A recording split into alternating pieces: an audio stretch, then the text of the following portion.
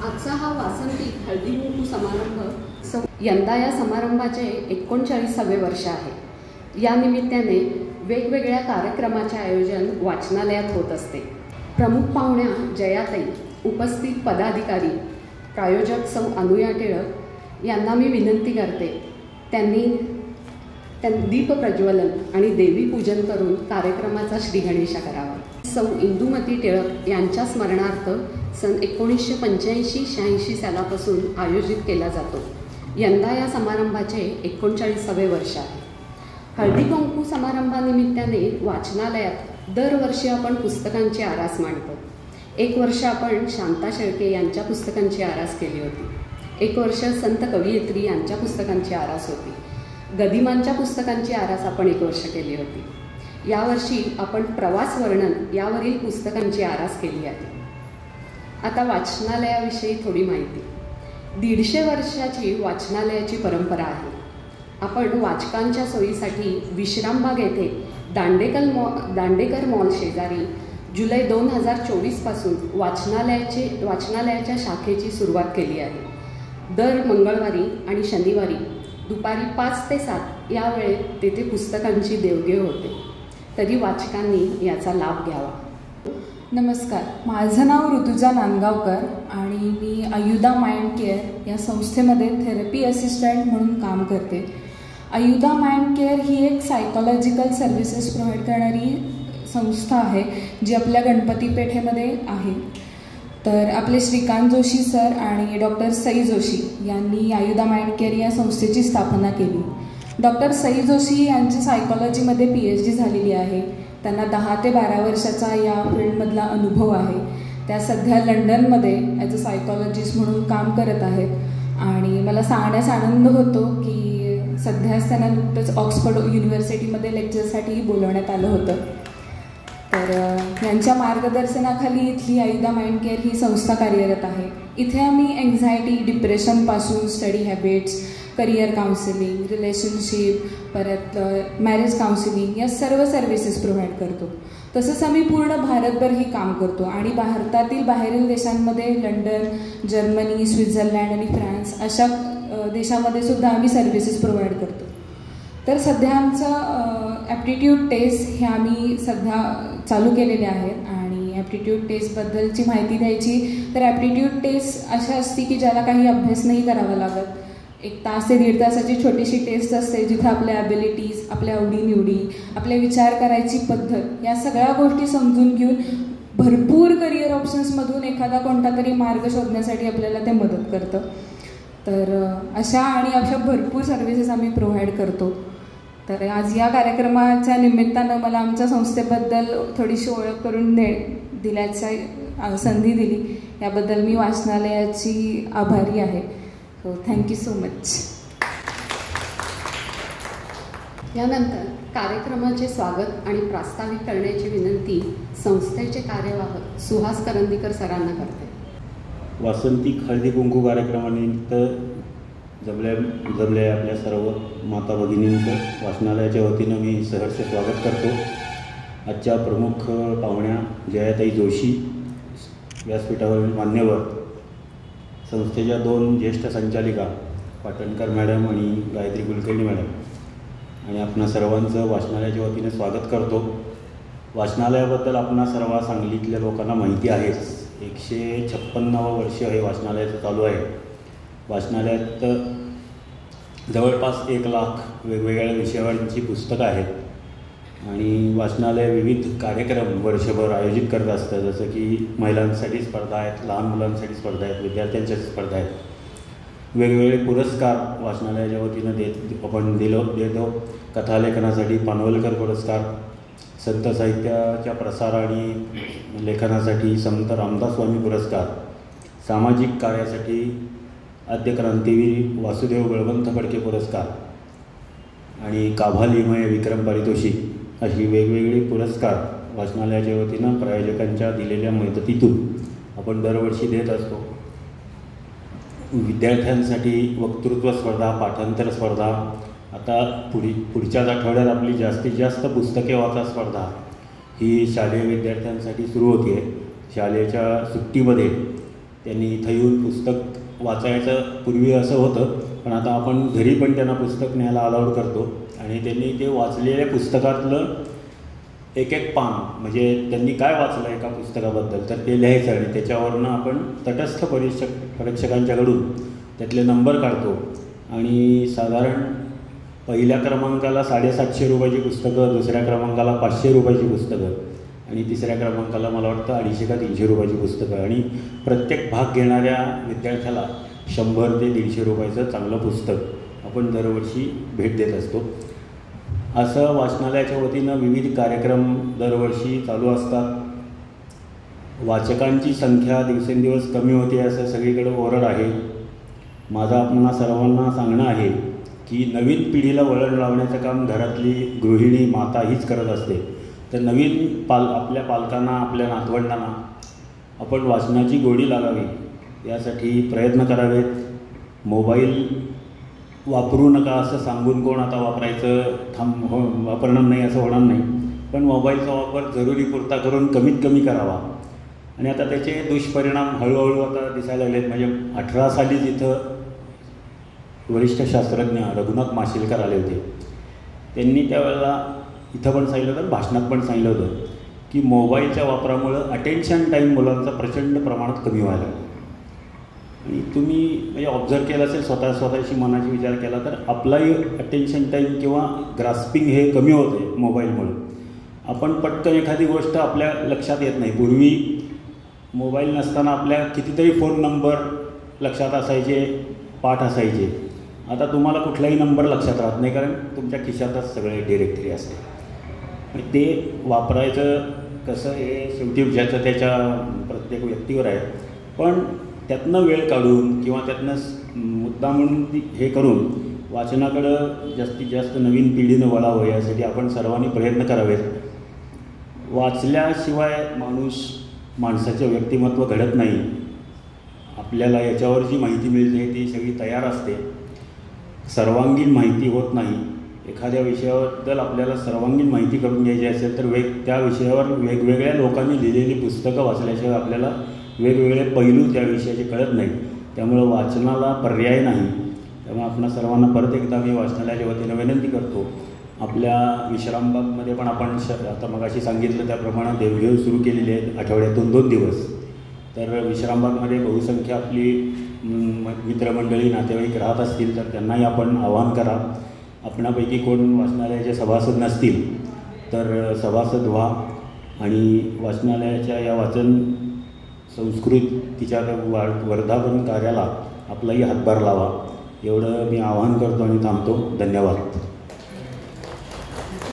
जयाताईंच्याही मुलाखतीमधून आपल्याला परिचय होतच जाईल, तरी थोडक्यात मी इथे त्यांचा परिचय करून ठेवते. सांगली जिल्हा हास्य समन्वय समितीच्या त्या अध्यक्ष आहेत.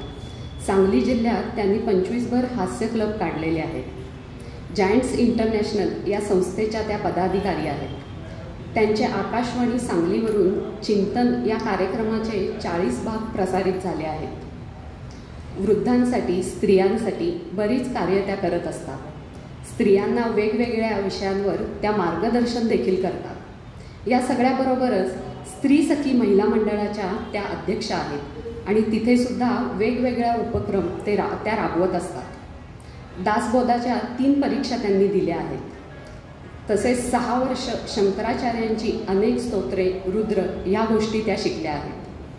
त्यांना हिरकणी पुरस्कार, woman achievers award, woman inspire award, तसेच नवदुर्गा पुरस्कार, laughter yoga international lifetime achievement award अशा अनेक पुरस्कारांनी त्यांना सन्मानित करण्यात आले आहे.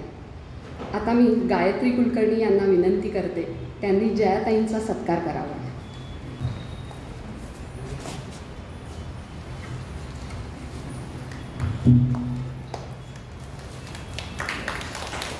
आजच्या कार्यक्रमाचे प्रायोजक सौ अनुया टिळक यांचा सत्कार करण्याची विनंती मी संचालक सौ गायत्री कुलकर्णी यांना करते. मैत्रिणींनो नमस्कार. साधारणतः मला 90-91चा काळ असेल. माझ्या शेजारी राहणाऱ्या माहेरी शेजारी राहणारे तोफखाने राम मंदिर गावभागातलं प्रसिद्ध आहे. त्यांच्या सुनबाई पद्माताई, म्हणजे आम्ही त्यांना पद्मावाहिनी म्हणतो, त्यांच्याबरोबर त्यांच्या माहेरी तासगावला जायचं योगाला. त्यांच्या आईला भेटल्यानंतर काही काम होतं म्हणून पलीकडच्या गल्लीमध्ये असणाऱ्या एका वाड्यामध्ये आम्ही गेलो आणि त्या असं जाताना मला म्हणाल्या, चल अक्काला जाऊन भेटून येऊया. आणि मी त्यांच्याबरोबर गेले. एक वाडा होता असा छान, वाड्यात आत गेल्या तो उजव्या बाजूला खोल्या होत्या, त्यात एका दारावर आम्ही टकटक केली आणि एका छान प्रसन्न मुद्रेच्या एका स्त्रीनं दार उघडलं आणि अरे पद्मा ये असं म्हणून स्वागत केलं. पद्माच्या मागं मी होते, माझा काहीच परिचय नव्हता, पण जणू काही खूप पूर्वीची ओळख असावी असं, अगं ये ना, तूही ये ना, हे जे आपुलकीचं बोलणं होतं ना आणि ते जे स्वागत करण्याची पद्धत होती, त्या क्षणी आपण एखाद्या माणसाच्या प्रेमात पडतो ना की अरे ही मला व्यक्ती फार आवडते किंवा मनात रुजते, त्या क्षणी मी जयाताईच्या प्रेमात पडले असं म्हणायला हरकत नाही. कारण तुमच्यासमोर जी जयाताई आहे तिचं एक वलय खूप वेगळं आहे.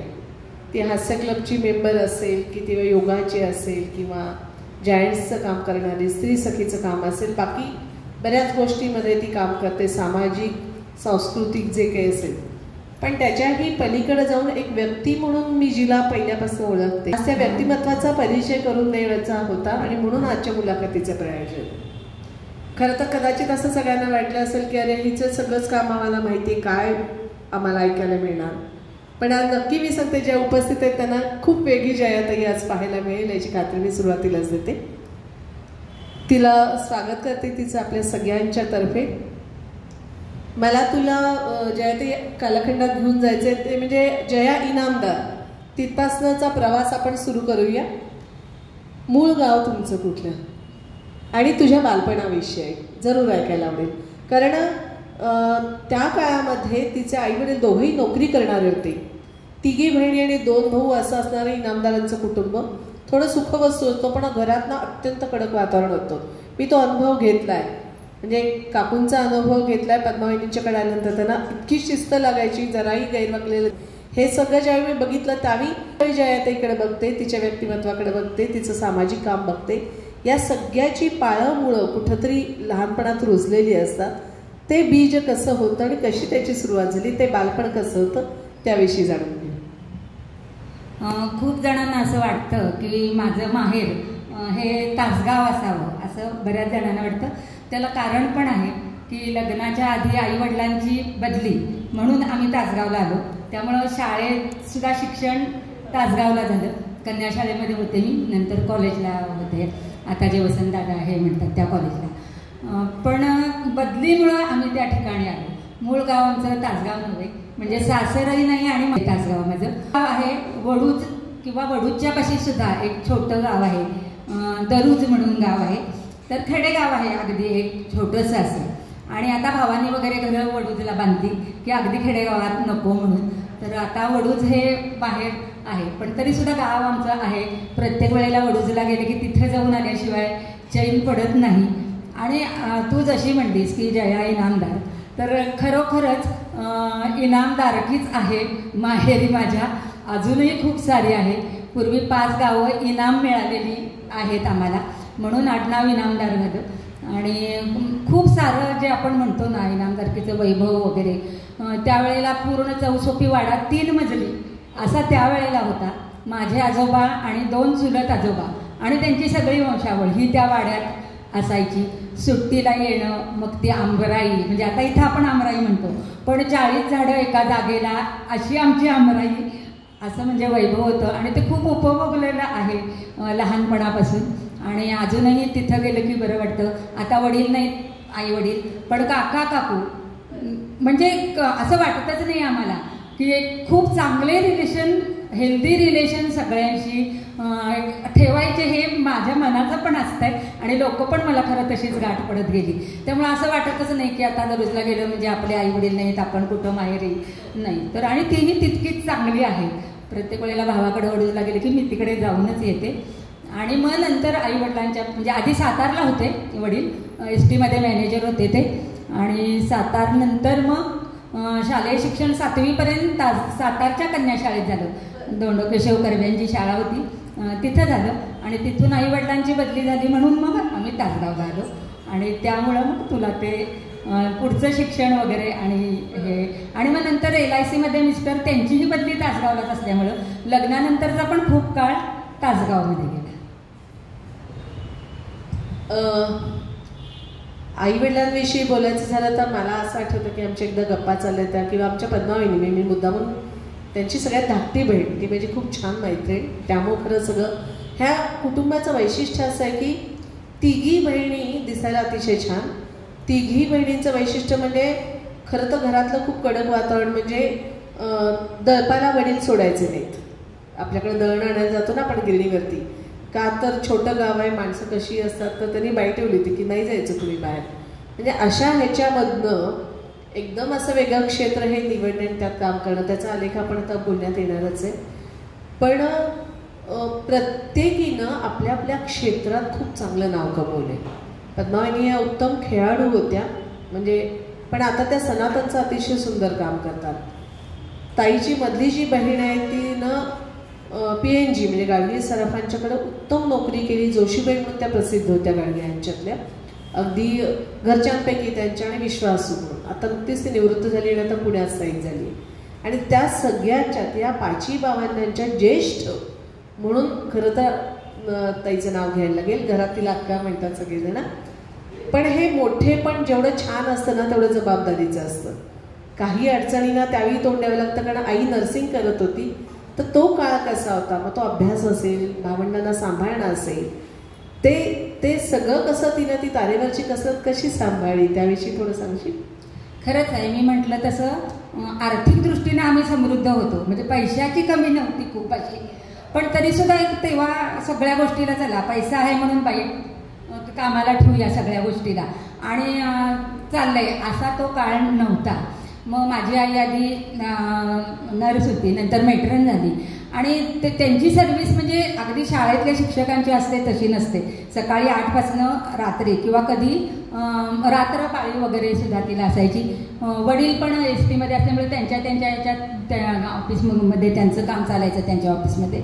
आणि मग खूप वेळेला घरातलं मोठं म्हटलं की आपोआपच जबाबदारी घरची ही आपल्याकडं येते. आणि मग ती कुठल्याही गोष्टीची असू दे, एक मोठी तू म्हणलेस की जबाबदारी म्हणजे एखादा, मी तुला असा प्रसंग सांगते की आता आपण शाळेत जा असं मुलांच्या मागं किती लागतं की शाळा बुडवली की जायचं नाही.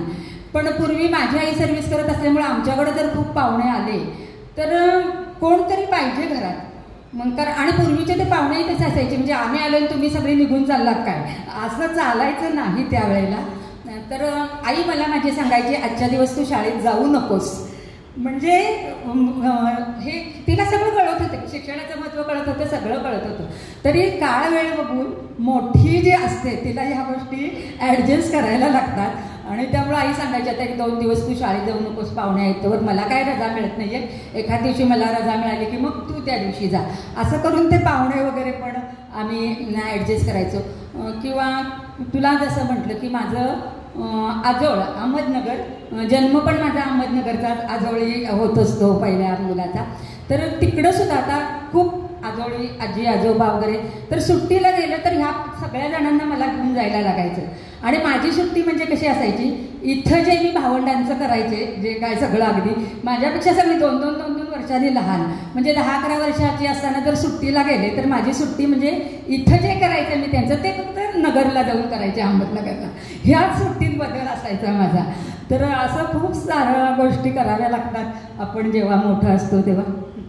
पण मला असं वाटतं ताई की हे जे तू करत राहिलीस ना, म्हणजे जे पडेल ते काम आनंदानं करणं किंवा जबाबदारी म्हणून करणं आणि सगळ्यांना बरोबर घेऊन करणं, ह्या गोष्टी तुला पुढच्या कामामध्ये नक्की उपयोगाला खरंच आहे. नाही, जबाबदारी घ्यायची ती लहानपणापासूनच सवय लागली. मग कुठेही गेलं, कुठल्याही ग्रुपमध्ये गेलं तर ठीक आहे, आणि एक आपलं नेचरच बनतं ते करायचं. आणि जी मग करायला तयार असतात त्यांच्यावर जबाबदारी पण आपोआपच येतेच. ठीक आहे म्हणजे ही करेल आता ही आहे. तो कामातला विश्वास लोकांच्यात निर्माण होतो की नाही ही जबाबदारी नक्की घेऊ शकेल. हो. लग्नानंतर तू म्हणतेस की मुलाच्या शिक्षणासाठी चांगली स्थायिक व्हायचं ठरवलं, कारण सुदगिरणीसारखा भाग त्यावेळी एवढा डेव्हलप झालेला नव्हता. बरीचशी म्हणजे मला तो भाग परिसर माहिती आहे. फारशी वस्ती पण तुरळक होती अगदी. तू आता जिथं आता तो ओळखत नाहीये भाग. पण मला असं वाटतं की कौटुंबिक प्रत्येक स्त्रीची इच्छा असते ना की मला माझ्या कुटुंबाच्या बाहेर जाऊन काहीतरी करायचंय, एक माझी ओळख निर्माण व्हावी अशी एक इच्छा असते. मग ती वेगवेगळ्या क्षेत्रात कुणी गाणं किंवा आपल्या कलेच्या माध्यमातून मिळवतं, पण इकडं ओढा होता तो सामाजिकतेचा होता. तर हा सामाजिक गोष्टींचा ओढा किंवा त्याची प्रेरणा ही तुझ्या कुटुंबातनं कुणाची होती? तुला कुटुंबातनं म्हटलं तर वडिलांचीच होती. म्हणजे जसं मी म्हटलं की लहानपणापासून मी बघायचे की गाव जवळ असल्यामुळे सातारला आमचं वडूळ जरूर अगदी 1 तासाबरोबर असल्यामुळं सतत सुट्टीला जायचं, वडीलही जायचे असायचे त्या वेळेला बरोबर. तर कुणीही आलं तर कुठंतरी ओंजळीनं वगैरे काही दिलंय हे मी कधी बघितलं नाही. सुपानीच द्यायचं जे कोणी येतील आपल्या घरी त्यांना जे काय असेल. धान्य खूप असायचं तेव्हा, अशा वस्तू वगैरे फार नाही, पण धान्य वगैरे घ्यायला लोक यायचे तर सुपानच त्यांना द्यायचं. म्हणजे तेव्हा पण मला वाटायचं की आपल्याला कुठंतरी असं कोणाला तरी काहीतरी देता यावं असं खूप तेव्हा वाटायचं. तर पहिली प्रेरणा मला खरंच माझ्या वडिलांकडनंच मिळाली की काहीतरी समाजासाठी सतत करत राहा. आजी पण होती, सांगितलं तसंच की छोटं गाव असल्यामुळे सगळीजण काही पाहिजे असले की वाड्यावर यायची आणि आजीही त्यांना सतत सगळ्या बारीक सारीक गोष्टी ज्या लागतील त्या देत असायची. तर खरंच घरातूनच लहानपणापासून मला हे मिळालं. छान आहे खरं तर. म्हणजे खरं सांगायचं तर पूर्वीचे काही लोक खरंच उधार हातानं देत होते, पण ते टिपून लक्षात ठेवून आपल्या कृतीमध्ये आणणं ही गोष्ट सोपी नसते. मी मोठी झाल्यानंतर, कारण संस्कार हे कोणी आता तू हे कर आता तू कर असं करून करतच नाही. ते पाझरत येतात, ते अनुभवाला येतात आणि ते निरीक्षणाला येतात. त्यामुळं तो वारसा आहे. इथं गृहिणी म्हणून स्थिरावल्यानंतर, कारण LIC मध्ये म्हणजे बदलीची नोकरी ती काकांची, तर LIC स्थिर झाल्यानंतर मला एक असं वाटतं की गृहिणी म्हणून तुझी जबाबदारी खूप होती, कारण दोन्ही मुलं आहेत, उत्तम शिकलेली आहेत ताईची मुलं. थोरला मुलगा सून दोघे इंजिनियर आहेत, धाकटा मुलगा पण MBA मोठे डॉक्टर आहे, धाकटा इंजिनियर. तेच की मोठा मुलगा आणि सून दोघेही डॉक्टर आहेत, धाकटा इंजिनियर आहे. उत्तम आहे सगळं. पण त्या मुलाचं शिक्षण करत असताना मला काहीतरी करायचंय. तर त्याचे एक गंमत सांगते. मला जी माहिती ती जवळजवळ 38 वर्ष असेल, 38व्या वर्षी इथनं सगळं लांब पडतंय, काही छोट्या छोट्या गोष्टींसाठी अडचण येतात म्हणून ती त्यावेळी गाडी शिकली. की 38व्या वर्षी गाडी शिकणं ही गोष्ट काही सोपी नाही आहे, पण मला त्याची गरज आहे म्हणून ती शिकली. तसंच मला काहीतरी काम करायचं आहे म्हणून तुम्हाला ते वृद्धाश्रमाचं काम पहिल्यांदा सुरू केलं, कारण ते जवळ होतं. तो अनुभव काय होता आणि तिथं तू काय काय काम केलंस ते आतापर्यंतचा तुझा तो प्रवास? तुला जसं मी म्हटलं तसं बऱ्याच ठिकाणी आधी आमच्या बदल्या झाल्या. मिस्टर LICला ब्रँच मॅनेजर असल्यामुळे मिस्टरांच्या बदल्या झाल्या बऱ्याचशा. मग अगदी तासगाव, विटा, कराड, सातारा, पंढरपूर, लातूर आणि मग लातूरमधून मात्र जेव्हा आम्ही आलो सांगलीमध्ये पुन्हा बदली झाली तेव्हा ठरवलं की आता आपण नाही हलायचं. यांची जरी बदली असली तरी हे एकटे हलतील, थोडं जाऊन येऊन करतील. मुलांचं पण शिक्षणाचं तेव्हा सुरू होतं खूप. पण मग 12वीला वगैरे मुलं असली की तसं आपण बऱ्यापैकी सुट्टो होतो. म्हणजे त्यांचं एकदा जेवणा खाण्याचं काय आहे ते बघितलं थोडं की आपल्याला बराचसा वेळ मिळतो. आणि त्यावेळी तिकडं खरंच खूप वस्ती नव्हती किंवा मग काय करायचं सगळं घरातलं किती काम करणार तुम्ही शेवटी करून 2 तासात 3 तासात 4 तासात संपायचंच ते. मग उरलेला वेळ कसा काढणार ना आपण आता. तर मग मी सहज एकदा फिरत गेले. जवळ आहे माझ्या घरापासून तसा वृद्धाश्रम. म्हटलं काय आहे इथं निदान एकदा बघूया तरी आपण. म्हणून खरं पहिल्यांदा एक उत्सुकता या पोटीच मी वृद्धाश्रमात गेले. पहिल्यांदा 1-2दा गेले तेव्हा नाही खूप सहन झालं तिथलं वातावरण मला सुरुवातीला. म्हणजे असं मन भरून यायचं उगाचच असं थोडंसं व्हायचं.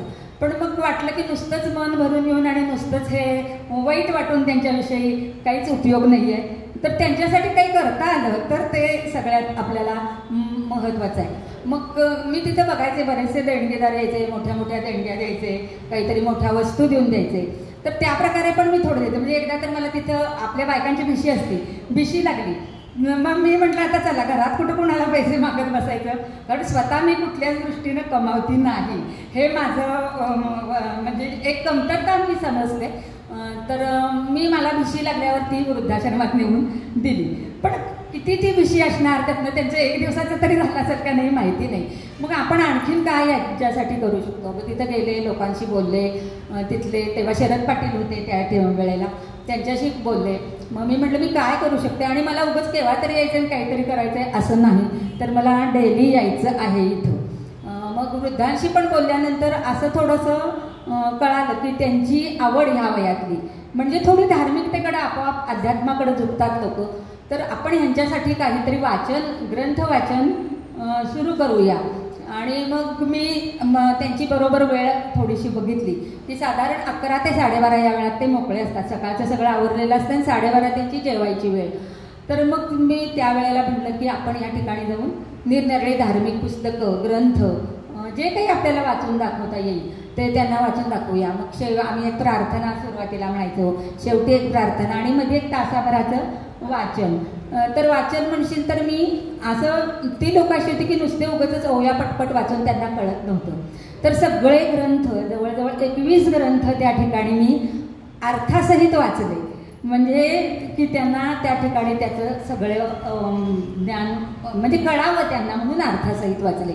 मग अगदी सुरुवात म्हणजे रामविजय, हरिविजयपासून सुरुवात केली, दासबोध, ज्ञानेश्वरी, म्हणजे जे आपले सगळे ग्रंथ आहेत, अगदी गणेश पुराण असू देत, त्याच्यानंतर पूर्ण देवी भागवत, तुकाराम गाथा, म्हणजे काही तर पुस्तकं इतकी मोठी होती की म्हणजे मला 9 महिने 10 महिने लागले ते त्यांना वाचायला अर्थासहित. पण हे सतत ठेवायचंच होतं चालू, त्यामुळं असं काही थांबायचं नव्हतं, त्यामुळं सतत मी वाचत गेले. अगदी कधी कंटाळा आला तर मग विनोदी पुस्तकं, शिवरात्र जवळ आली की शिवलीला अमृत, म्हणजे त्याच्या पुन्हा सणाप्रमाणे याच्याप्रमाणे या सगळ्या गजानन विजय असू देत यांचा जवळ आले, प्रत्येक वेळेला हे असं वाचत गेले. जवळजवळ 11 वर्ष मी हे वाचन केलं त्या ठिकाणी, आणि अजूनही सतत जातेच वृद्धाश्रमात. पण आता थोडं काय होतं, आता बरीच लोक तिथं यायला लागलेत, तर त्यामुळे 11 ते 12:30 हा वेळ मोकळा असतोच असं नाही. आपल्यासारखं इतरांना पण तिथं काही करायचं असते, तर ती आपण परवानगी तसं नाही. म्हणजे मला असं वाटतं की तुझी प्रेरणा घेऊन आता पुढची माणसं जायला लागली असतील, खूप जण आहेत. कोणीतरी सुरुवात करणं आवश्यक होतं, आणि ते तू खूप छान केलंस. हे सगळे ग्रंथ तू वाचलेस यांच्यासाठी. मला असं वाटतं की इतके धार्मिक ग्रंथांचं वाचन आपण घरात असतो तर नक्कीच नसतं केलं. तर तुझ्या व्यक्तिमत्वात किंवा तुझ्या वाचनात किंवा तुझ्यात त्याचे काही बदल जाणवले का? खरंच खूप बदल झाले. म्हणजे वाचलं मी त्यांच्यासाठी, पण त्यामुळं मी जास्त समृद्ध झाले वैचारिकदृष्ट्या म्हणा, किंवा एकूणच खूप गोष्टी कळल्या त्यातनं. तुला मगाशी बोलता बोलता सांगायचं विसरले मी, तिथं ख्रिश्चन पण लोक आहेत, मुस्लिम पण काही लोक आहेत. तर मी त्यावेळेला त्यांना पण थोडं वाटायचं ना, प्रत्येकाला आपल्या धर्माबद्दल वाटायचं. तर मग मी त्यांना विचारलं, तर त्यांच्यापैकी मला 2 जणांनी मराठीतून कुराण आणि मराठीतून बायबल आणून दिलं. तर मी मराठीतनं तिथं बायबलही वाचलं आणि कुराणही वाचलं. त्यामुळं त्यामध्ये सुद्धा आणि काय काय आहे, खूप गोष्टी आपल्याला माहीत नसतात, खूप गोष्टी चांगल्याही असू शकतात, फक्त आपल्याला माहीत नसतात. त्या प्रत्येक धर्म चांगलंच सांगत असतो, पण आपण पुढं त्याचं कसं वागतो त्यावर हे अवलंबून असतं. तर मराठीतनं मी कुराण आणि बायबलसुद्धा त्या ठिकाणी वाचतो. तर खूप साऱ्या गोष्टी त्यातून पण कळाल्या. म्हणजे आता कधीतरी आपण TV वर काहीतरी बघतो त्या विषयात वगैरे, तर लगेच ते आपल्याला आठवतं. जेव्हा जेव्हा त्याचा संदर्भ येतो तेव्हा अनेक, आता काही बोलता बोलता मी गोष्टी सांगते, कथा सांगते, तर हे सगळं त्यातून मला मिळालेलं आहे. म्हणजे वाचलं त्यांच्यासाठी, पण फायदा, उपयोग आणि वैचारिकदृष्ट्या मी जास्त वाचनाचा काय उपयोग होतो ते माझ्याशी अर्चना जास्त सांगू शकेल. तिचं एवढं मोठं समाधीचं काम चालू आहे. हे सगळं करत असताना म्हणजे वृद्धाश्रम ते घर अगदी जवळ असल्यामुळे असे, पण आज तुझी ओळख जी आहे ती जायंट्स किंवा या सगळ्या गोष्टी नंतरच्या हास्य क्लबची तू ब्रँड अँबॅसिडर आहेस. कारण चार्ली चॅप्लिनची आठवण येते आपल्याला की लोकांना हसवणं अवघड असतं, रडवणं सोपं असतं. ज्यांना आपलं अख्खं आयुष्य लोकांना हसवण्यात घालवलं. बरेचदा ज्यावेळी जया जोशी असं म्हणतं की अरे हास्य क्लबवाल्या, एका माणसापासून आज 25 क्लब निर्माण करणं, म्हणजे एका क्लबमध्ये कमीत कमी 20-25 तरी सदस्य असतील, असे 25 क्लब सांगलीमध्ये निर्माण करणं ही गोष्ट सोपी नाही आहे.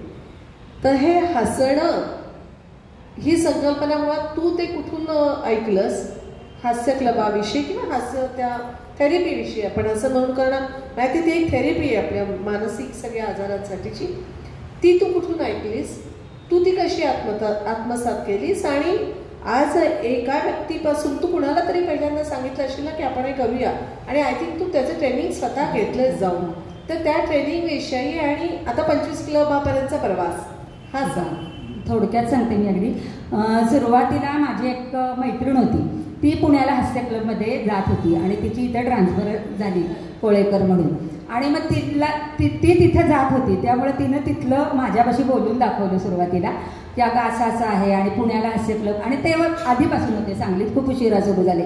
मग मी म्हटलं करूया आपण आपल्या भागात सुरुवात, बघूया कसा रिस्पॉन्स वगैरे मिळतो. आणि मग हास्य क्लब म्हणजे काही नुसती हास्य नसतात. सुरुवातीला तुमचे 20 मिनटं व्यायाम निरनिराळ्या अवयवांचे वगैरे घेतो, 20 मिनटं हास्य असतात आणि 20 मिनटं मग प्राणायाम वगैरे, म्हणजे तसं 1 तासाचं शेड्यूल असतं ते.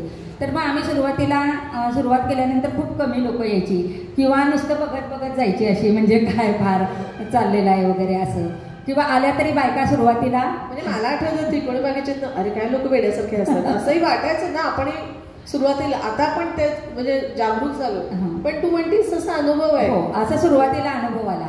मग हळूहळू त्या ठिकाणी लोक वाढायला लागले. बालाजीनगरच्या ग्राउंडवरती आम्ही घेत होतो आधी. मग तिथं आधी हळूहळू लोक वाढायला लागली आणि मग जसं कळायला लागलं की हे आहे. पण मग कसं झालं, नुसतंच आम्ही काढली आणि जे हास्य येत होती किंवा तिला माहिती होती ती तेवढंच फक्त आम्हाला त्या हास्याबद्दल माहिती होतं. पण मग मी नंतर म्हटलं की ह्यात जर आपल्याला काही थोडंसं करायचं असेल अजून तर त्यातलं ज्ञान पाहिजे आपल्याला थोडं. मग सुरुवातीला मी नाशिकला जाऊन एक कोर्स केला, त्या ठिकाणी 1 आठवड्याचा पूर्ण दिवसभर असायचा, म्हणजे तो 8 तास रोज असा तो कोर्स केला. त्याच्यामधनं बरंचसं ज्ञान मिळालं. त्याच्यानंतर मग बेंगलोर या ठिकाणी आमचे जे आता फाउंडर मेंबर म्हणतो आपण हास्य, तर डॉक्टर मदन कटारिया म्हणून आहेत. बेंगलोरला जाऊन मी पूर्ण ट्रेनिंग केलं त्याचं. आणि जेव्हा बऱ्यापैकी स्वतःला त्यातली बारीक सारीक माहिती झाली, आणि ते सगळी हास्य विज्ञानावर आधारित आहेत, शारीरिक गोष्टींसाठी ती आहेत की उगाच हसायचं म्हणून हसणं नाही आहे ते. तर हे जेव्हा मला स्वतःला फायदे व्हायला लागले तेव्हा मला वाटायला लागले की हे फायदे आपणही इतरांना द्यावेत, की इतके जर होतात फायदे तर आपण हे इतरांनाही द्यावेत. शहाणे करून सोडावे, त्याच्याऐवजी हास्य करून सोडावे.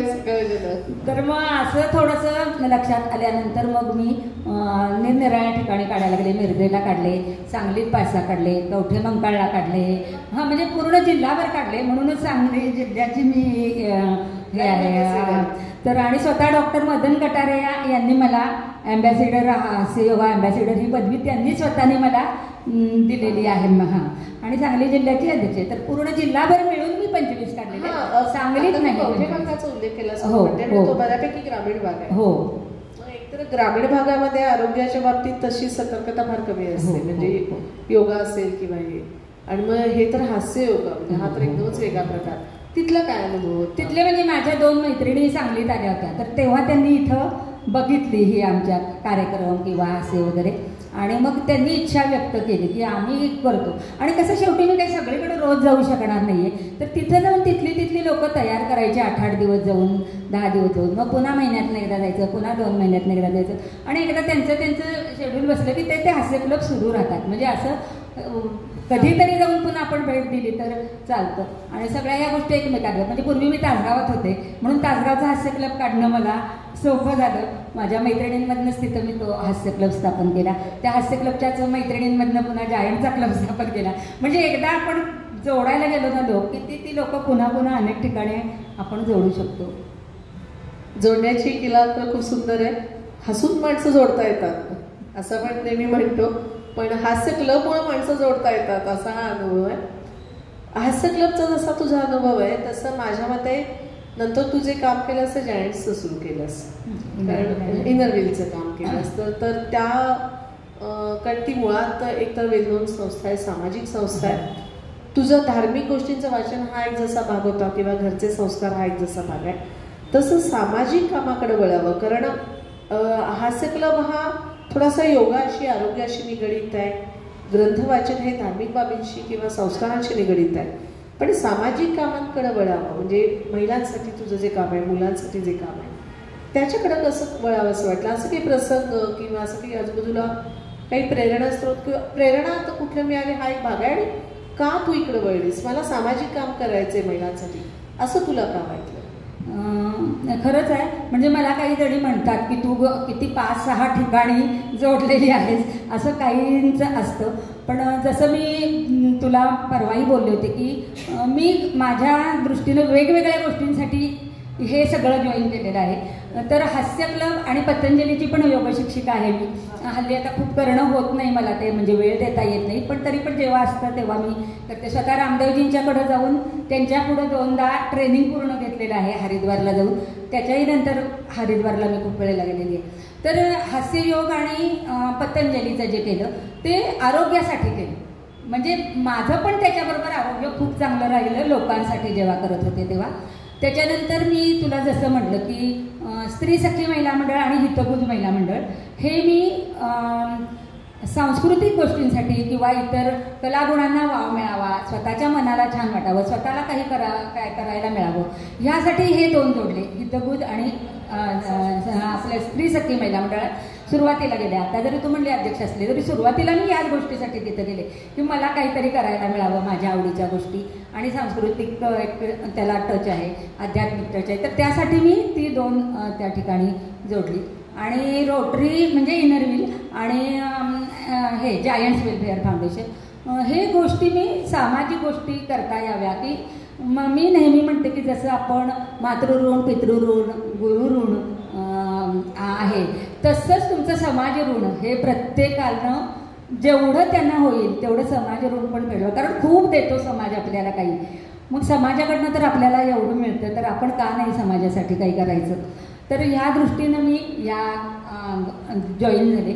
आणि मी नेहमी मला वाटतं की आपण सामाजिक काम, काही जण म्हणतात की असं काही नाही, आमचं आम्ही जाऊन देऊ शकतो ना, पण कसं होतं थोडंसं तुला सांगते की जेव्हा तुम्ही ग्रुपनं करता एखादी गोष्ट तेव्हा तिला त्याच्यात कंटिन्युटी राहते. आता सामाजिक काम कसं, कधीतरी मी माझ्या वाढदिवसाला गेले, अमुक दिलं, पुन्हा पुढच्या वर्षीचा माझा वाढदिवस येस्तोवर माझं सामाजिक काम नाहीच बरेचसं असं होऊन जातं. पण हेच जर तुम्ही एखाद्या ग्रुपतर्फे केलं आणि ज्यांची गरजूंची गरज असते ती पण बाबू शकते. म्हणजे परवाच आता एका शाळेत शर्ट पाहिजे होते 40, तर मी एकटे काही 40 शर्ट नक्की देऊ शकले नसते, पण माझ्या ज्या 20 ग्रुपच्या मैत्रिणी आहेत त्यांच्याशी कॉन्टॅक्ट केल्यावर प्रत्येकीनं 2-2 शर्ट दिले आणि 40 शर्ट एका दिवसात जमा होऊन त्यांची गरज भागली. आणि शिकवण आहे आम्हाला जायंटची की गरीब म्हणू नका कोणाला, गरजू म्हणा. कारण जेव्हा आपल्याला रक्त पाहिजे असतं तेव्हा एखाद्या खूप श्रीमंत माणसाला सुद्धा ज्याची परिस्थिती नाही आहे तेव्हा तो गरजू असतो आणि हा दाता असतो. म्हणजे हे खूप जायंट्समधनं मी खूप शिकले ह्या गोष्टी. आणि प्रत्येक घटकासाठी जायंट्स काम करतो समाजातल्या. जायंट्स वेलफेअर फाउंडेशन नावाची संस्था आहे ती. आता शायना यांची त्याच्या वर्ल्ड प्रेसिडेंट आहेत. आधी नाना चुडासामा होते, आता ते 2-3 वर्षापूर्वी गेले. आणि समाजातल्या प्रत्येक घटकासाठी तो जायंट्स ग्रुप हा काम करत असतो.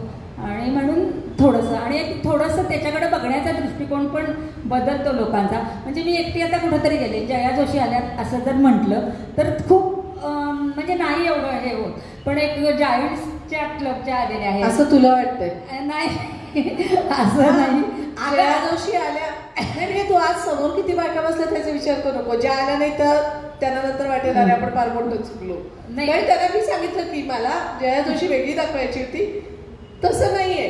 मला हे विचारायचंय की मी एक काम करते, ओके, पण मला हिला हिला हिला हिला बरोबर घेऊन करायचंय. बाईनं बाईला बरोबर घेणं फार अवघड असतं.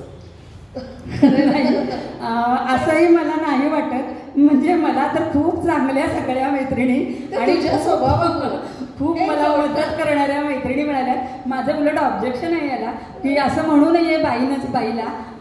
कारण आपणच जर आपल्याला असं म्हणून घेतलं तर बाकीचे म्हणणारच, बाकीचे म्हणणारच नाही. हे जर जोड नाही ना, म्हणजे मी असं का म्हटलं सांगते तुला, अगदी स्वाभाविक आहे की सगळ्या ह्यांना किंवा ह्यांना प्रत्येकाला काही ना काहीतरी काम करावं असं वाटत असतंच. प्रत्येकीच्या मर्यादा, प्रत्येकीच्या क्षमता, तिची कौटुंबिक परिस्थिती, आर्थिक परिस्थिती, इच्छाशक्ती आणि तिची कुवत, या सगळ्या गोष्टी त्या काम करण्याशी निगडीत असतात. ज्यावेळी एखाद्या गोष्टीचं लीड किंवा नेतृत्व तू करतेस त्यावेळी त्या बाईच्या त्या सगळ्या क्षमता, त्या परिस्थितीची जाणीव तुला असते आणि मग तिच्याकडनं नेमकी आपल्याकडनं काय मदत करून घ्यायची हे तू पक्क तुझं, माझ्या मते सायकोलॉजी, माइंड सायकोलॉजी नाही का, त्याचा अभ्यास तू डॉक्टरेट म्हटली तरी हरकत नाही, डॉक्टरेट जया असं म्हटलं तरी हरकत नाही, कारण तू इतक्या वेगवेगळ्या समाजातल्या वेगवेगळ्या स्तरांमधल्या स्त्रियांना तू एकत्र केलेस. मला त्याविषयी विचारायचं. मग तो संस्था विविध असू दे, पण त्या त्या भागातल्या संस्थांशी निगडीत त्या त्या बायकांना एकत्र करणं हे काम तू कसं करते, बायकांना जोडण्याचं काम कसं करते, तो प्रश्न आहे माझा. जोडण्याचं काम कसं आहे, शेवटी एक स्वभाव आहे. खूप तुम्ही रोक ठोक रॅश बोलला तर नाही येणार कोणी तुमच्याजवळ, तर थोडं त्यांच्या कलानं पण थोडं घ्यायला लागतं. प्रत्येकीची अडचण वेगळी असते, ती समजवून घ्यायला लागतं. ठीक आहे, यावेळी नाही झालं, असू दे, पुढच्या वेळी होणार नक्की, हा पण थोडा ॲटिट्यूड ठेवायला लागतो आपल्याला. आणि प्रत्येकीशी थोडंसं बोललं की कळतं आपल्याला की ही काय करू शकेल. ग्रुप तेवढ्यासाठीच असतो ना, प्रत्येकाचा वेगवेगळ्या प्रकारे आपल्याला उपयोग होतो. म्हणजे तू म्हणलीस की तुला ओळखतात, पण आता ओळखतात मला. पण जेव्हा मी पहिल्यांदा जात असेल तेव्हा मी म्हटलं तसंच आहे की नुसती एखादी व्यक्ती आली तर तिला मिळणारा रिस्पॉन्स आणि एखाद्या ग्रुपची अध्यक्ष आली, एखाद्या ग्रुपची पदाधिकारी आली की मिळणारा रिस्पॉन्स ह्याच्यात नक्की फरक असतो. आणि म्हणून ह्या निरनिराळ्या गोष्टींचा खरंच फायदा झाला म्हणजे मला पण आयुष्यामध्ये. तर जे आणण्यासारखंच इनर व्हीलचं पण काम मी करते. आजच्यापर्यंत जवळजवळ 6 वेळा मी अध्यक्ष झालेले आहेत. तिकडंही ते वरच्या बाजूला पदाधिकारी वा म्हणतात, पण जायंटचंच काम इतकं आहे की वेळ नाही देऊ शकणार. आणि जिथं आपण वेळ नाही देऊ शकणार तिथं उगाच नुसतं पद भूषवण्यात नाही मला आनंद मिळत. तर त्यामुळं तिकडं वरच्या बाजूला काही फारच नाही, मी वरच्या लेवलला गेले. पण सुरू आहे सगळ्याबरोबर पर्यावरणविषयक तुझं काम मोठं आहे. म्हणजे पर्यावरण विषयी मला ऐकायला पर्यावरण विषयक म्हणजे सुरुवातीला निसर्ग संवाद म्हणून एक ग्रुप आहे. मेन तो मिरजेचा होता, तेव्हा सांगलीतली थोडी होती, आता सांगलीतली पण खूप झालेली आहेत. आणि जवळजवळ 11-12 साली त्या ग्रुपला मी जॉईन झाले. आणि मग तेव्हापासून वृक्षारोपण असू देत, कापडी पिशव्यांचं हे करून वाटप करून असू देत, किंवा शाडूचे गणपती असू देत, निरनिराळ्या निसर्गाला जवळ देणाऱ्या सहली असू देत. तर ह्या सगळ्या गोष्टींसाठी खूप आता प्लॅस्टिक संकलन मुळात खूप आता प्लॅस्टिक संकलन होतं जिकडे तिकडे आता होतं, पण आम्ही खूप पूर्वीपासून त्याविषयी जागरूकता निर्माण करतो आहे. आणि आता तर खूपच त्याचं झालेलं आहे. तरीसुद्धा आता आमच्या साईडचं जे प्लॅस्टिक साठतं सगळं ते माझ्या घराच्या पाठीमागं बंगला असल्यामुळं घराच्या पाठीमागं जागा आहे, तर तिथं मी ठेवून घेते काहींचं की ज्या वेळेला ती गाडी येईल त्यावेळेला पटकनी देता येईल. आणि सतत सांगत राहायचं, पुढचं कोण किती काय करताय नाही मनावर घ्यायचं, सांगत राहणे हा आपला भाग आपण ठेवायचा. आणि नक्की 4 वेळा सांगितलं की 5व्यांदा करतात, किंवा 10 जणांना सांगितलं की 8 जण तरी करतात, हा मला स्वतःला अनुभव आहे. आणखीन एक असं असेल की सांगितल्यानंतर सुद्धा जोपर्यंत त्याच्यातला आनंद कळत नाही ना तोपर्यंत ती गोष्ट केली जात नाही. एकदा त्या व्यक्तीनं आनंद घेतला किंवा ती तुला चिकटत असेल की नाही आता काय असेल ते. आणि म्हणायचंच नाही ना आपण तिला, तुम्ही जर 1-2 ना म्हटला ना ही बाई काय करतच नाही असं जर तुम्ही म्हटलात तर ती नाहीच करत. मग कधी अगं ह्यावेळी नसेल झालं तुझ्याकडनं, पुढच्या वेळेला नक्की आहे किंवा नक्की कर, हे तुमचं थोडं ॲटिट्यूड राहावं तर माणसं अशा प्रकारे माझी जोडली गेली असावीत असं मला वाटतंय. तर घरचाच विषय निघाला म्हटलं स्वाभाविकच आहे की आमच्या सगळ्यांच्या मनात प्रश्न आहे की बायको इतक्या सगळ्या कामामध्ये आहे, मग आहोंचं सहकार्य कसं. म्हणजे दोन प्रकार असतात नवऱ्यांचे, म्हणजे बसले तरी पण सांगते तुझं तू काही पण कर, माझ्यापर्यंत काय आणू नकोस, एक भाग. किंवा तिसरा एक प्रकार असतो आणखी, तो एक सांगते. दुसरं असं, एक तर तुझं तू काही कर, माझ्यापर्यंत आणू नकोस, काय नडलंय तुला, असा दुसरा एक भाग. अरे वा तू छान करतेस, माझी काय मदत लागली तर सांग, पण मला काही करायला सांगू नको. असे एकूण काय मला त्या चौकटीत मी कुठं नाही, पण प्रोत्साहन देणारे असतात, अडवणूक न करणारे असतात, असे बरेच प्रकार असतात. किंवा आणि एखादं असं की अजिबात हे करायचं नाही, कारण ते कदाचित मग आपल्या प्रतिष्ठेशी असेल निगडीत, किंवा आर्थिकदृष्ट्या असं की नाही करायचं, विरोधच करायचं, नाही करायचं तू, ते काय मला माहिती नाही, कारण विचारायचं नाही पण करायचं नाही म्हटलं नाही. ऐकचं फक्त तो दुर्मिळ आहे. पण आता प्रकार आता समाजात जागृत झाली तर या चारपैकी कुठल्या प्रकारात काका बसतात? खरंच अवघड प्रश्न आहे हा. नाही तुला मी जसं सांगितलं तसंच माझं लग्न लवकरच झालं 18 वर्षाला. त्याच्यानंतर मी कॉलेजचं BAचं वर्ष केलं. त्याच्यानंतर मुलगा झाल्यानंतर MAची 2 वर्ष केली आणि मग जवळजवळ आता मी 40 वर्षापूर्वीची मी MA आहे. तर थोडंसं कसं झालं, हे ब्रँच मॅनेजर असल्यामुळं ट्रान्सफर सारख्या आणि त्यामुळं मुलं आणि मी घ्यायचं आणि फिरायचं.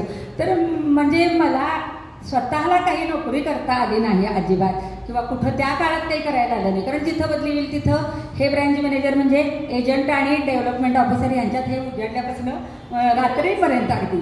त्यामुळे सगळी घरची लग्न झाल्यानंतर सुद्धा आमच्या यांची घरातली सगळी जबाबदारी शेवटी मुलांची वगैरे माझ्यावरच पडली आणि काहीच करता आलं नाही. बदलीमुळं पण काही करता आलं नाही आणि घरात पाहिजे होते म्हणून पण काही करता आलं नाही.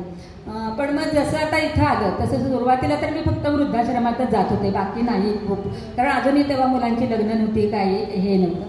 पण थोडंसं आता हे रिटायर झालेत. रिटायर झाल्यानंतर कुठंतरी थोडी जाणीव असते ती, म्हणजे कधीतरी मी म्हणायचे चेष्टेत की तेव्हा तर मला तासगाव कॉलेजवरच आलं होतं प्रोफेसर म्हणून, तर तेव्हा नेमकी यांची बदली लातूरला झाली. म्हणजे मग तर काय जायचंच होतं. तर मी कधीतरी म्हणते चेष्टेनं की मी नोकरी केली असती तर तुमच्यापेक्षा जास्त पैसे घेऊन रिटायर झाले असते, असं चेष्टेनं म्हणते मी. आणि खरंच आहे, मला खरंच म्हणजे नोकरी केली नाही याचं कधी वाईट नव्हतं वाटलं, कारण ठीक आहे जेवढा पाहिजे होतं तेवढा पैसा मिळत होता, ते वाईट नव्हतं वाटलं. फक्त कधीतरी केव्हा मला खंत जाणवते, तुला सांगते की ह्या ज्या सगळ्या गोष्टी आता मी करते, कितीतरी ठिकाणी पैसा हा लागतोच. आणि आता मी नाही मिळवत म्हणजे ह्यासाठी हेच सगळे पैसे मला देतात. हे त्यांचं खूप मी स्टेजवरून आभार मानते यासाठी की पैसा शेवटी ह्यांचाच आहे सगळा. मी जे तर त्याला ते कधीच नाही म्हणत नाहीत. म्हणजे कुठलीही गोष्ट असली म्हणजे तोंडावर कौतुक नाही केलं तरी मी तुझ्या पाठीशी गंभीरपणे आहे. म्हणजे त्यांना काही काही गोष्टीची खूप आवड नाहीये, ते प्रत्येक गोष्टीला येतीलच असं नाही, पण त्यांना हे वाटतं की ते माझ्याही घरात आहे की हिला त्या वयात काहीच नाही करायला मिळालं तर आता ठीक आहे. घरात पण आता पाहिजेच अगदी सारखं 24 तास असं नाही आहे. आणि तर मग बऱ्यापैकी तर ते म्हणजे मला त्यांची आडकाठी तरी अजिबातच नाही आहे. म्हणजे तू करतेस तर आडकाठी नसणं म्हणजेच मदत करणं. खरंच आडकाठी नसणं ही पण खूप मदत आहे. किंवा जसं म्हटलं तसं आर्थिक दृष्टीने ते असतातच पाठीशी. म्हणजे आमच्या घरात एक आहे की फक्त आता मी मिळवली नाही आहे, त्यामुळं 2 मुलं सुना आणि हे असल्यामुळं मी सांगितलेलं आहे सगळ्यांना. तर सगळ्या पण मला असं वाटतं तू बॅकबोन आहेस घराचा, कारण तू केलेले संस्कार असतील किंवा घर बांधून ठेवणं. कारण मला जयाताईचं आठवतं येतं आमच्या पद्मावतींच्याकडं रामनवमीचा उत्सव असू दे, कुठलाही कार्यक्रम 2-2 दिवस आधी राहायला यायची आणि कमांड एक असते ना काम करून घेणं किंवा जे पडेल ते काम. आता भांड्याला बाई नाही आली, उशीर झालं काय चल मी घासते, काय अडचण नाही तर भांड्याला नाही का बाई असं म्हणून नाही, जे कमी पडेल जिथं जिथं जी अडचण येईल ती तिथे उभी राहायची, काम स्वतः करायची, आजूबाजूची कोण असेल त्याच्याशी गोड बोलून ते काम करून घ्यायची. हे जे टेक्निक आहे माणसं जोडायचं किंवा काम करायची पद्धतीचं, त्यामुळे ती आज एवढं सगळं जोडत गेली. आणि मग म्हणून तर तू जे म्हणतेस ना की मी नाही काही मिळवलं, तू जे मिळवलं ना ते त्यांना काही मिळवता आलं नाही असा एक भाग आहे. आणि बाईला स्वतःची ओळख फक्त पैशातच होते असं नाही तर तिच्या कामानंही होत असते. हो नक्कीच आहे. सेल्फ आयडेंटिटी असं म्हटलं तरी चालेल, तर ती असते तुझी आहे, चांगल्या पद्धतीनं आहे. हा एक भाग झाला. गृहिणी म्हणून नाही तू काही करू शकलीस. मला एक असा एक प्रश्न नेहमी माझ्या मनात येतो की अशा समाजात सगळ्या काम करण्याचे की घरच्या प्रापंचिक जबाबदाऱ्या असतात, रीतिरिवाज असतात, सण समारंभ असतात बघायला आणि ते इनामदारांकडनं तर मोठ्या प्रमाणात होतं, जोशांकडेही तसंच आहे. तर हे सगळं तू कसं सांभाळलंस? म्हणजे कारण ते तू सगळं केलेलेस, म्हणजे सवाष्ण घालणं असेल, पूजा असतील, नवरात्र असतात आपल्याकडं, हे सगळं ती करते आणि ते करून पुन्हा ही सगळी कामं करते. मग हे सगळं गणित तू कसं बसवतेस? म्हणजे आता येणाऱ्यांच्यासाठी मला ते खूप प्रेरणादायी की काम करत असताना हे सगळं कसं बसवायला हवंय. कारण आपण हा कार्यक्रम नंतर यूट्यूबवर पण ऐकणार आहोत आपल्या वाचनालयाच्या, त्यामुळे जे ऐकतील त्यांच्यासाठी प्रेरणादायी नक्कीच असेल. खरंच आहे, सासरी आणि माहेरी दोन्हीकडं गोतावळा भरपूर आहे. म्हणजे माझं लग्न झालं तेव्हा आमच्याकडे 3 नणदांची लग्न व्हायची होती माझ्या. आणि म्हणजे काय करावं लागत नाही आपल्याला, त्याचं काय खूप भूषण आहे असं नाही, पण जबाबदारी असतेच आपल्याकडं. शेवटी घरातल्याच आहेत त्या, तरच प्रत्येक गोष्टीसाठी केलेलं आहे. त्यांचे सणवार असू देत हे. आणि तो एक काळ होता तरुण वयाचा की त्या सगळ्या गोष्टी प्रत्येकीलाच करायला लागतात.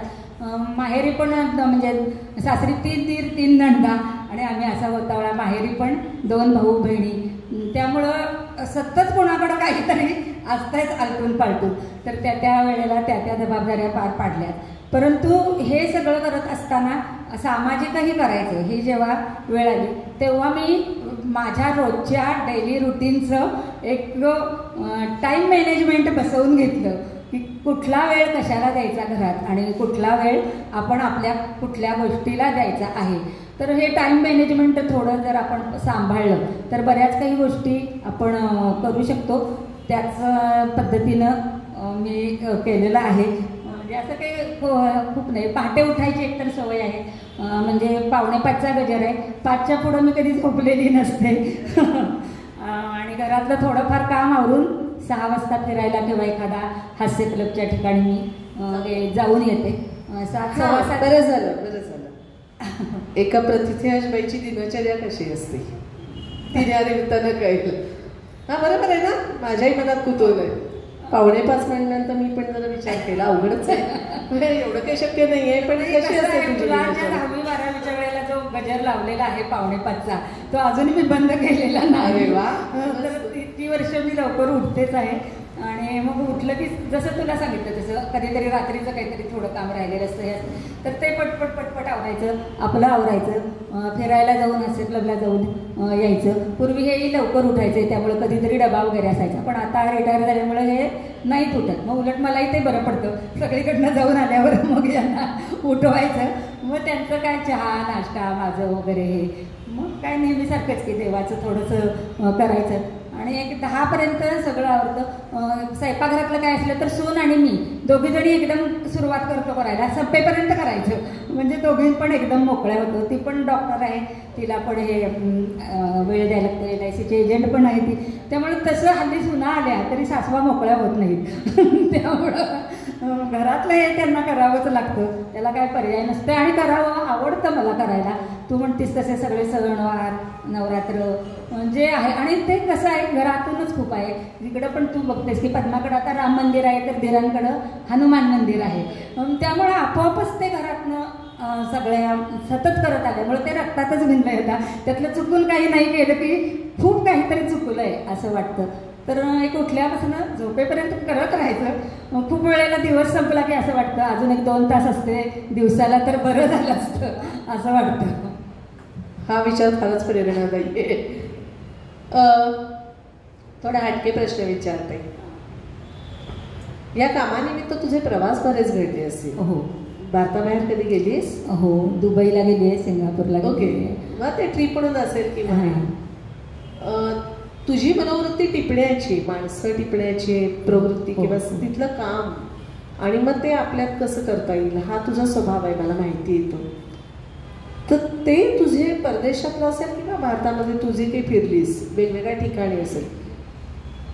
मग ते लग्न कार्याच्या निमित्तानं असू दे, ट्रिपच्या निमित्तानं, फॅमिली किंवा इतर ग्रुपचे ट्रिप्स असेल तर त्या प्रवासांमधनं असे काही तुला अनुभव आठवत आहेत की अरे या प्रवासाला मी गेले तरी मला हाच एक विलक्षण अनुभव आला किंवा मला ते लक्षात आहे. काही प्रवास काही गोष्टी लक्षात राहतात असे काही आहेत का? प्रवास तसं तिथले बघितलेलं तर सगळं आपल्या लक्षात राहतच असतं. काही वेळेला लाईन असते त्या लाईनमध्ये कधीतरी हे होतं उभं राहत नाही. काही आता आजारी असतात, काही हे असतात. आता खूप सोयी केलेल्या आहेत पण पूर्वी ह्या गोष्टीसाठी असायच्या. तर त्यांना म्हणजे जेवढं आपल्याला तिथं करता येईल तेवढं करायचं. किंवा तू जसं म्हटलीस की हास्य क्लबला तर हास्य क्लबच्या ट्रिप आम्ही वैयक्तिक घेऊन गेलेलो आहोत खूप जणांना. तर त्यांच्या घरातली काही वेळेला नेत नाहीत त्यांना तर त्यांची इच्छा असते की घेऊन जावं आम्ही त्यांना. वृद्धाश्रमाची पण ट्रिप नेलेली आहे मी त्या वृद्ध लोकांची वगैरे. तर मग थोडंसं त्यांना काहीतरी वेगळेपणा असावा म्हणून अशा प्रकारच्या पण ट्रिप तर मग थोडंसं एक विश्वास बसतो ना, की म्हणजे आता त्यांच्या घरातले जर लोक असले तर ते म्हणतात की आहेत ना जयाताई आहेत ना, जया जोशी आहेत ना, मग काही काळजी नाही, घेऊन जावा, असं म्हणजे थोडेसे अनुभव येतात. वृद्धाश्रमातला तुला मगाशी म्हणलीस तसं तिथंही खूप वेळेला बरे वाईट अनुभव येतात. सामाजिक सेवा करताना सुद्धा येतात. वाईट नाहीत खर्चाले पण मजेशीर येतात, कधी कधी वाईट येतात. आता वृद्धाश्रमातलं तू म्हणशील तर आजी एक होत्या तिथे, आणि मी ते वाचायला जे जाते ना तर त्या खूप आजारी पडल्या, आणि म्हणजे आता बहुतेक आता जाणारच त्या 1-2 दिवसात. तर नुकतं वाचून मी घरी गेले होते आणि त्यांनी मला 10 मिनिटात फोन आला की त्या मोडक आजी, नाव पण माहीत आहेत, मोडक आजी आहेत आणि त्या बोलावत आहेत पुन्हा तुम्हाला. हो, तर मी गेले तर जवळजवळ त्या अशा थोड्या बेशुद्ध अवस्थेतच होत्या. तर मी फक्त, आणि त्यांना वाचायला सांगा म्हणजे त्यांना कळत नव्हतं, भान नव्हतं. तर मी त्यांचा हातात हात घेतला आणि मी डाव्या हातात ते देऊन वाचायला सुरुवात केली. आणि रोजच्या सहवासानं घरातलीच व्यक्ती वाटते आपल्याला ती. तर मी असं वाचत असताना माझा उजवा हात त्यांच्या हातात होता आणि डाव्या हातात मी ते धरून पुस्तक असं थरथरत ते मी वाचत होते. म्हणजे जरा डोळ्यात पाणी पण यायला लागलं की धुसर दिसायला लागलं मला, तरी पण मी वाचत होते की त्यांची इच्छा म्हणून.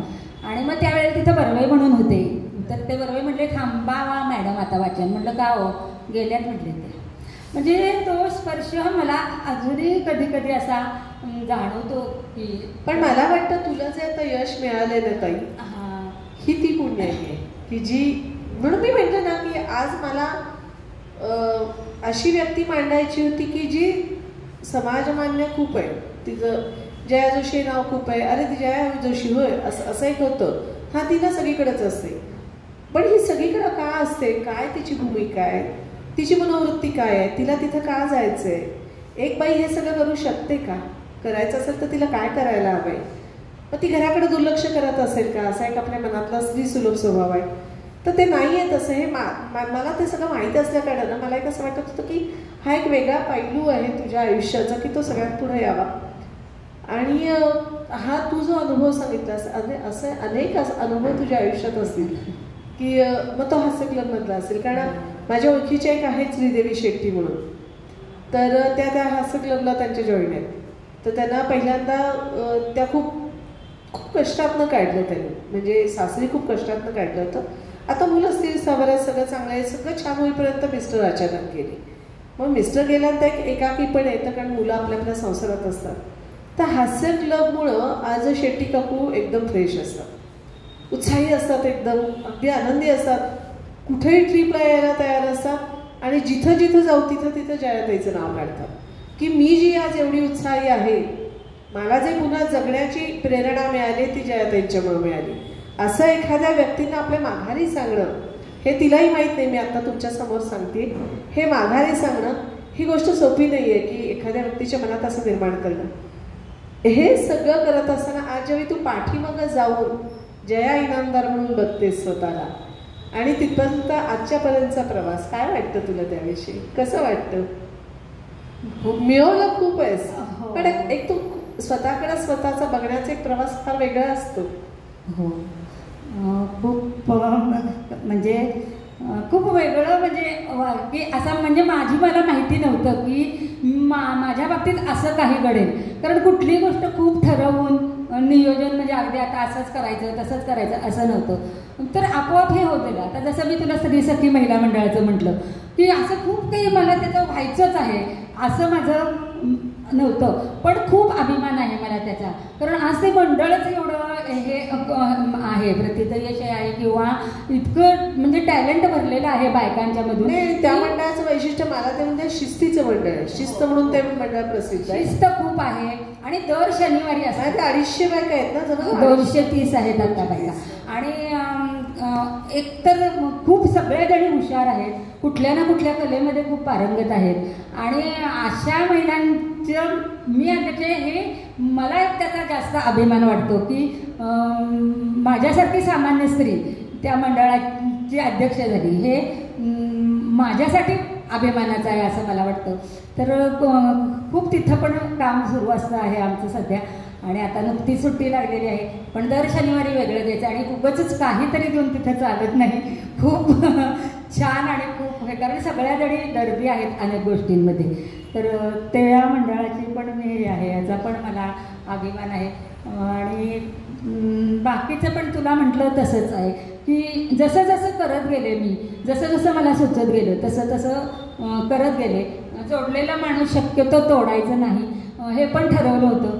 फार क्वचित एखाद दुसरी व्यक्ती अतिच झालं म्हणून एखाद वेळी तुटली असेल माझ्याकडनं आणि ते सुद्धा मी न बोलता हे करते. म्हणजे कधीच कोणाशी असं भांडण नाही, आवडतच नाही मुळात, नात्यात नाही किंवा कुठंच नाही.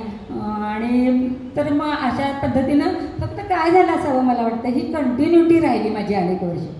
वृद्धाश्रमात 12 वर्ष 13 वर्ष वाचन केलं किंवा आता जायंट्समध्ये मी गेली 12 वर्ष आहे. तिथं पण जिथं जाईल तिथं आपल्याकडनं आपण 100% द्यायचा प्रयत्न करायचा असा एक स्वभाव आहे. आणि त्या अशा सगळ्या गोष्टी या अनेक वर्ष सुरू असल्यामुळं बहुतेक वेळेला मी सगळ्यांना माहीत झाली असावी. आणि एक जया जोशी म्हणून माझी एक ओळख, म्हणजे मी नेहमी म्हणते की नवऱ्याच्या मुलाच्या ओळखीवरनं ओळखलं जाणं अजिबात वाईट नाही आहे, ते चांगलंच आहे, छानच आहे, त्याचाही आम्हाला खूप अभिमानच आहे. पण जेव्हा आपली एक ओळख वेगळी निर्माण होते तेव्हा तो खूप आपला आनंद आपला असतो असं पण मला वाटतं. मैफिलीच्या म्हणजे गप्पांच्या समारंभाकडे येते. एक 2 ओळी मला सुचतात, म्हणजे सहज आठवतात की तुझ्या अस्तित्वाच्या खुणाजवळ तू मोठी होतीस. मला त्या लहानपणीच्या असू देत किंवा तरुण वयातला असू देत, काय पुढं सरकतोय पण प्रत्येक तुझं पाऊल हे पुढच्या पिढीला मार्गदर्शन आणि प्रेरणा देणारे ठरणार आहे. आणि असंच तुझं हे सगळ्या क्षेत्रातलं कार्य दिगंतापर्यंत पोचव आणि तुला भरपूर यश मिळो अशी आमच्या सगळ्यांच्या तर्फे मी देवीच्या चरणी प्रार्थना करते आणि या गप्पांना पूर्ण विराम देते.